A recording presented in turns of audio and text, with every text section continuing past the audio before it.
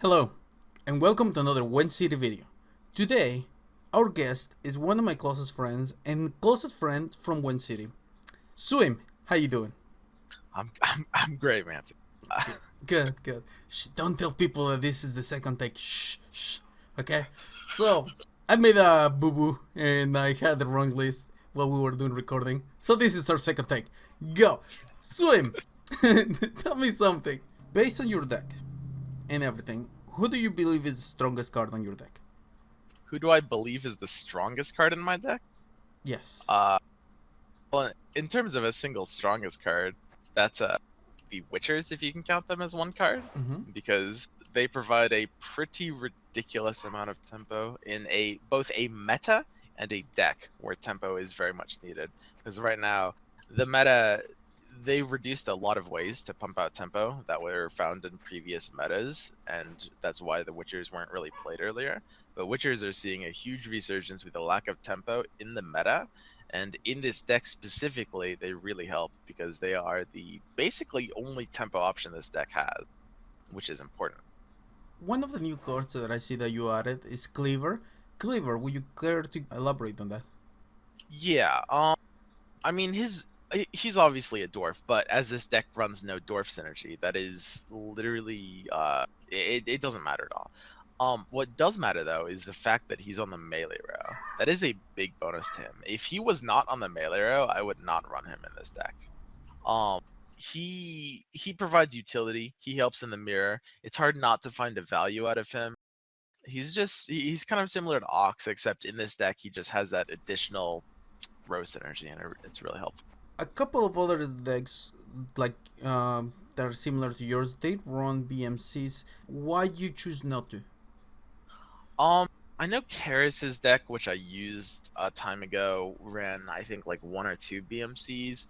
It was a problematic card for a lot of reasons. I mean, in this specific list, it doesn't help because it doesn't stack my row, which is a problem. It also can empower Nilfgaard's Vicovaro medics, and even I think the Reaver Scouts from Northern Realms as well. It's mostly just because it doesn't go in the melee row. In addition to that, when I was playing it, I found some situations because Elven Merc can't get flipped. There were actually non niche situations where I would have to Merc, and if my rally pulled a BMC, I would be literally forced to replay a buffed Mahakam defender and completely reset its buff without a choice. Mm-hmm. And that's just really unfortunate. Yep, and the first light combo is something that you can control to a certain degree, but there is a chance that you might get BMC. Yeah, precisely. Okay, your choice of gold cards. Why? I'm pretty sure a lot of people are asking why Tris Marigold over Igni, because Igni's has been a little bit more flavored this season. Um, I think it has a large part to do with matchups, basically. I mean, Igni, it is undeniable, yes, that Igni will on average put more points on the board than Triss. But you gotta look further when you're talking about deck building. I mean, the fact of the matter is, Igni gets most of its value against monsters and Skellige, and you don't really need that value in those matchups with this deck. What you really need is help in your matchups against Northern Realms and Mirror, the Dwarf Mirror, and also Nilfgaard. And Triss helps you a lot more there than Igni does. Okay. Well, I've watched you play this like quite a while and everything. And could you please tell our viewers a common mistakes that you see other people do with this deck? Common mistake. Um, wow. Honestly, I think I'm not sure if there are super big mistakes. Like, I mean, there's a few very minor ones, just mistakes that you see with every deck. But this deck is actually it's very straightforward to play. The most common mistake I would see is something to do with sequencing. Like maybe they'll mess up the sequencing and play like Mahakam Defender after or sorry, they'll play Mahakam Guard after Elven Merc or something. Whereas the sequencing is very simple. You want to play like defenders, guards, mercs, and healers basically. like Witchers first, but just talking about the bronzes. Ethne leader. Could you care to tell us why Ethne over Robert or I think Francesca? now this is a similar thing to the Triss argument. It comes back to matchups. I think is very versatile. Like worst case scenario, she flips a Hawker healer, and this happens a decent amount of the time, right? Like so, yeah, you'll flip a Hawker healer, which isn't bad because this deck relies on roast stacking. So getting another Hawker healer battlecry is pretty great.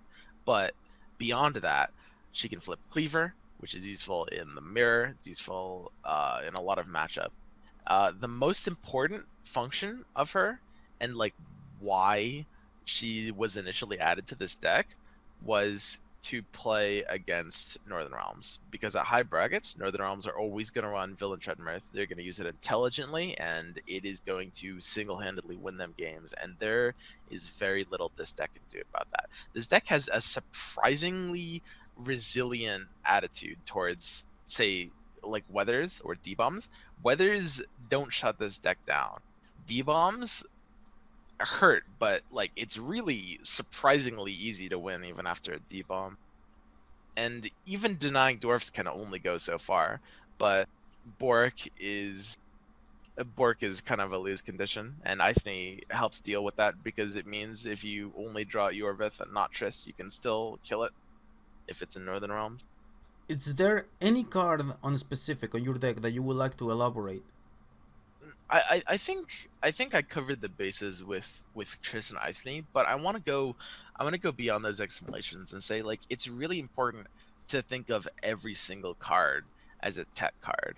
I mean, like obviously there are there are relatively straightforward techs like, oh, this faction has, like a 7 strength minion that I want to kill, uh and I want to tech Alz's Thunder to increase my win rate with it. But that's really superficial. Like teching goes a lot more like complicated than that. Like every single card is a tech card. Every single card is going to give you better results for some factions and better and worse results for others. It's very important when you're deck building. It's very important to take those numbers into account, because if you just run cards that like look very good without really thinking about the factions, there will be some missteps in your deck for sure, I think. Any Yes. shoutouts that you would like to give? Ah, I'd like to give a personal a little shout out to Mhm. my good friend. He's a member of Gwent City, Manti XD. Plugs for Manti are like they're like Scooby snacks. Indeed, He indeed. he loves them. Something tells me he's listening. Something tells me he's there. Thank you so much for being with us. I really appreciate your time and your deck. Let me just tell you something. Is there anything you would like to say to the viewers? Is there anything I would like to say to the viewers? Well, I guess I could tell you that I stream, and you can find me on twitch.tv/swimstream. But go all the way, dude, all the way. Is there a Twitter that they can find you at? A Twitter, ooh. I mean, I guess if you were so inclined, you could find me at twitter.com/swimstream. Thank you so much for your time, and let's take this deck to the ladder.